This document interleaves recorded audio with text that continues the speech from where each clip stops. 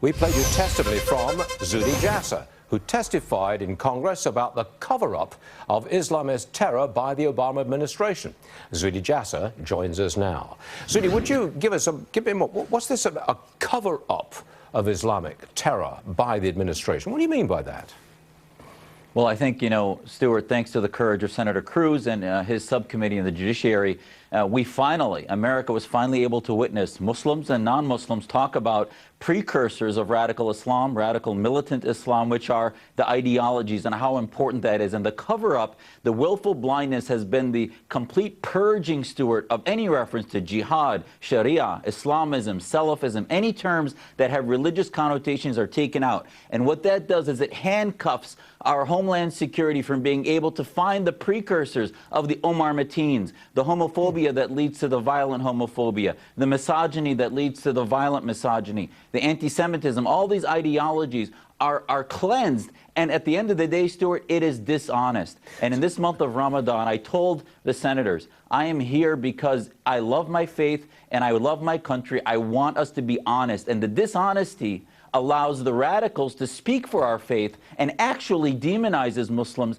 more than honesty would. To tell Muslims in this month of Ramadan, is the evil acts of terror going to represent us, or are peaceful Muslims going to step up to the fight and start to fight about what Islam really means? So you got to take me through this. You're telling us that the authorities in America, when they're surveilling the population and looking for potential terrorists, they're not allowed to even use the word like jihadi, Salafism, or Islamic terror. They can't use those words. They can't look for those words. They're prohibited. Is that true?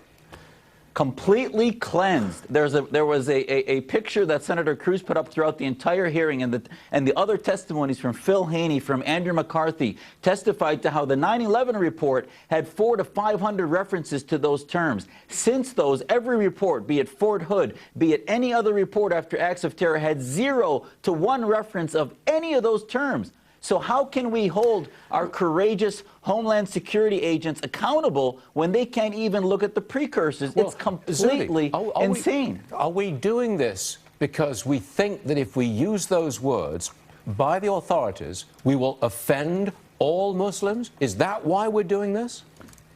That's the tip of the iceberg, and my testimony was about why. The why is we don't want to offend our foreign allies who we claim to be with us, so they use violent extremism, not violent Islamism, because to work with the Saudis, to work with the Qataris and the Islamist Turks and Iranians, they don't want us to talk about Islamism because their entire oxygen of their country is driven by Sharia law, and they don't want America starting to take sides in this debate. Second are the advisors in around the inner circle of the president, which are Muslim Brotherhood sympathizers that also don't want the anti-Islamists of our Muslim reform movement. Dr. Jasser, hold on a second.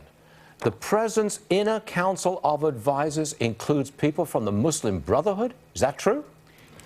Sympathizers, legacy groups. Sympathizers. So the council, yeah, absolutely. So I talked about Muhammad al-Bieri, who was removed because of his sympathy for the caliphate. I talked about the influence of the Muslim Public Affairs Council and Salam al-Mariyati and how they drive it towards countering violent extremism versus actually countering violent Islamism. I talked about others that have been on, Muhammad Majid from the Islamic Society of North America, and how his input annually, not only at iftar dinners, but at these conferences that sets the agenda, say that we cannot have this, we should not have it debate. And actually, at the hearing itself, Varney Co was saying that, oh, if we say radical Islam, all hell will break loose because Muslims will be targeted, which is complete nonsense. It's astonishing stuff, and I'm very glad that you could come on the program today to give us more on what you told Congress. We appreciate that. Zuhdi Jasser, thank you very much, sir.